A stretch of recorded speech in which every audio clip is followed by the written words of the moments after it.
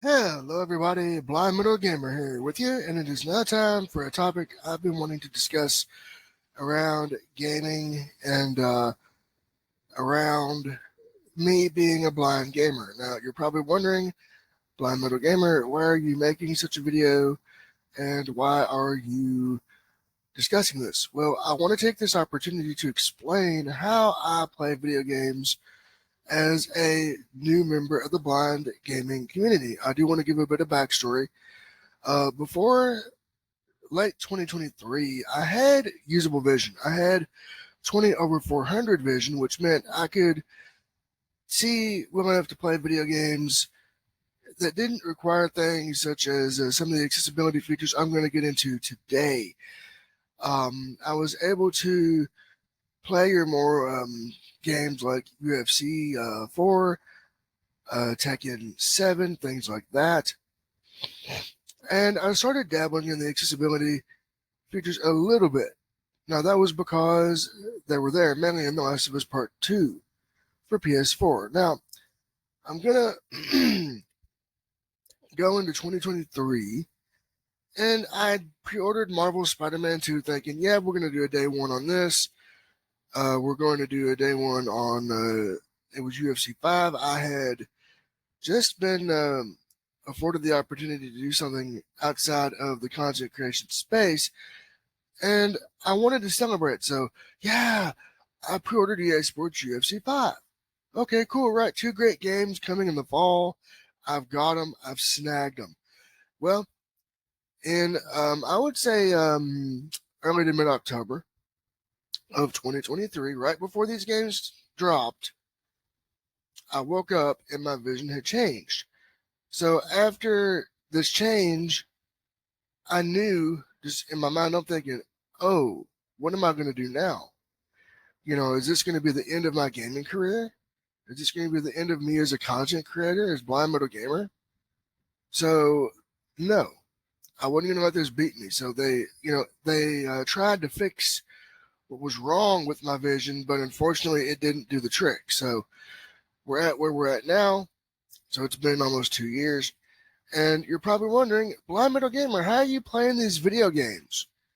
Well, the trick is I'm focusing on games that have accessibility features for blind and low vision players. So, for example, Mortal Kombat 1. You're probably wondering, how am I able to play Mortal Kombat 1?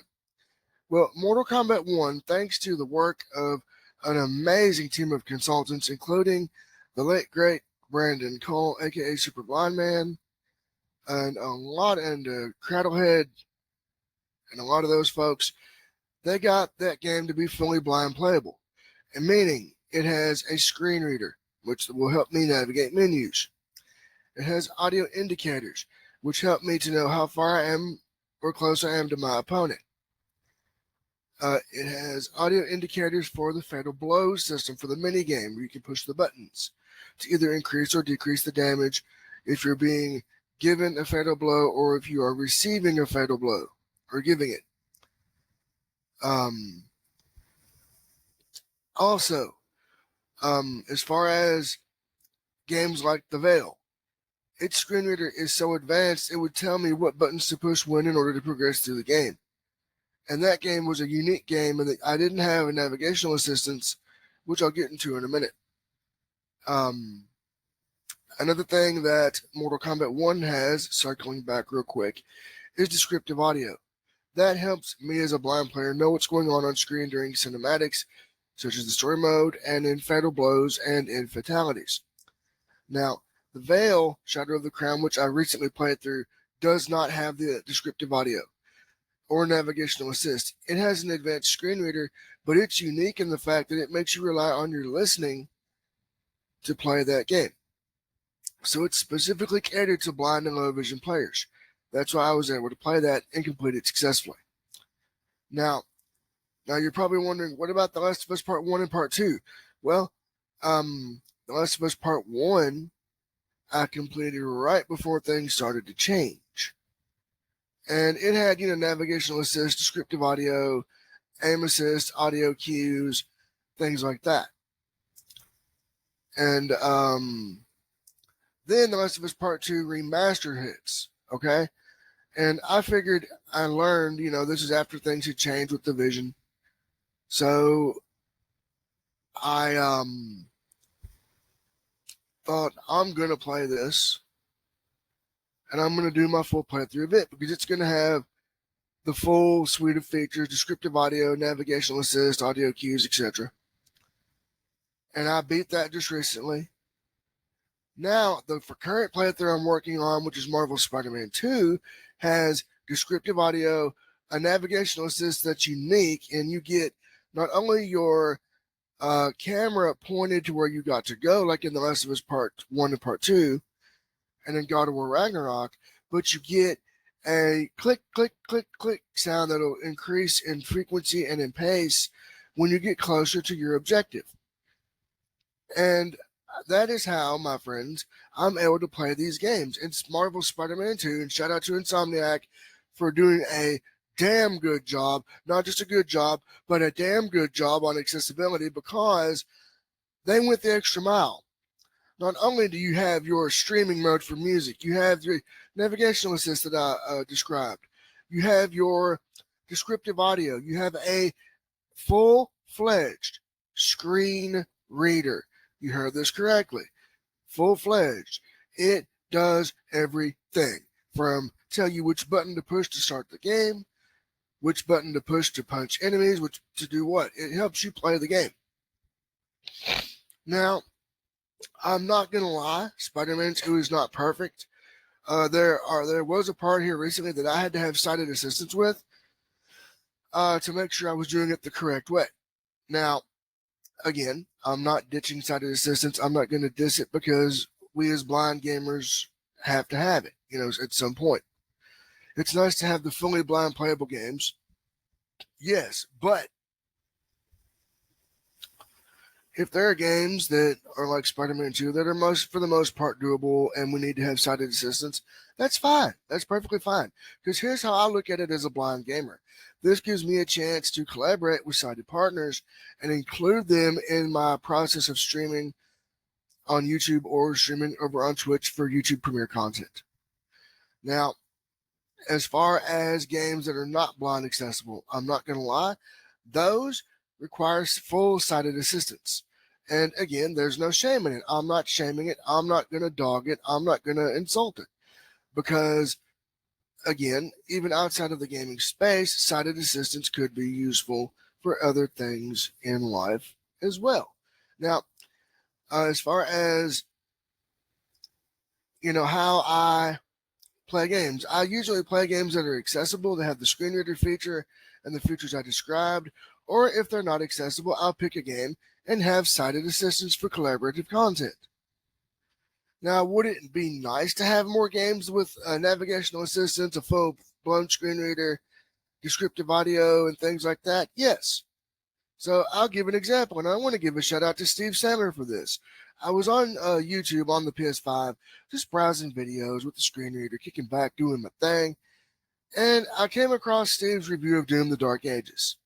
And he asked, did they make a Doom for all Slayers? Well, unfortunately, after listening to his video, I found out quickly the answer is no. There's no screen reader, no navigational assist.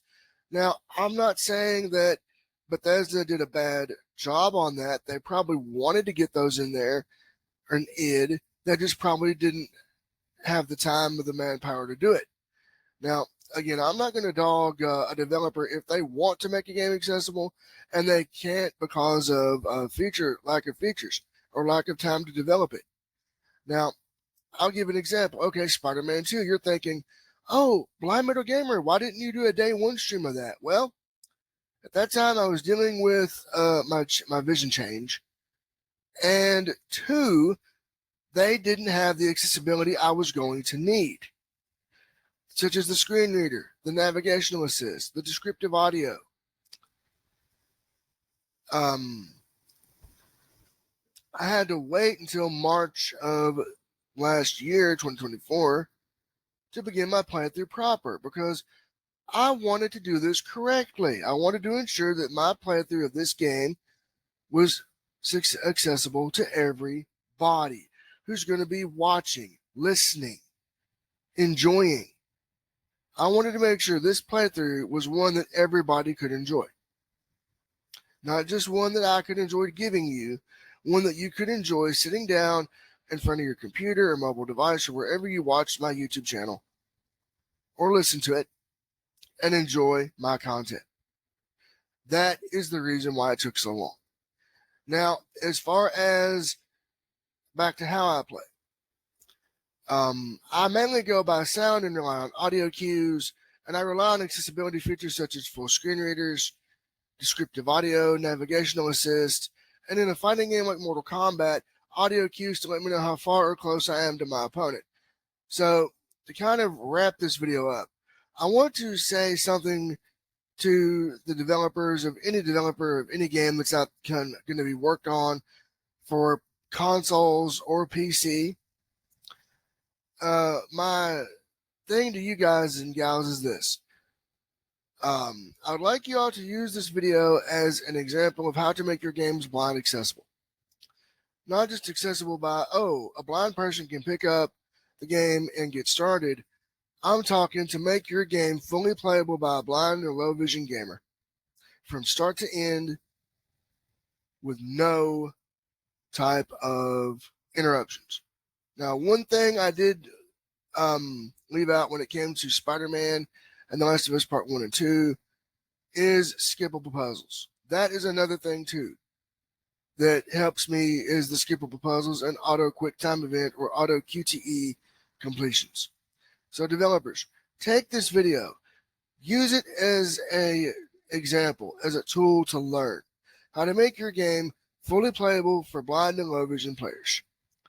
And I realize these things take time. I realize these things take a lot of manpower and funds. And I realize that these things might not be able to be implemented in all games. I'm cool with that. But what I'm saying is just take the video, listen to it, watch it, and learn from it. And if you have any questions for me, hell, just ask away in the comments section. And I'll be more than happy to answer your questions as best I can. And with that being said, this has been Blind Moto Gamer saying I hope that everyone has enjoyed this topic on how I play video games as a new member of the blind gaming community. So with that being said, until next time, so long everyone, and peace out.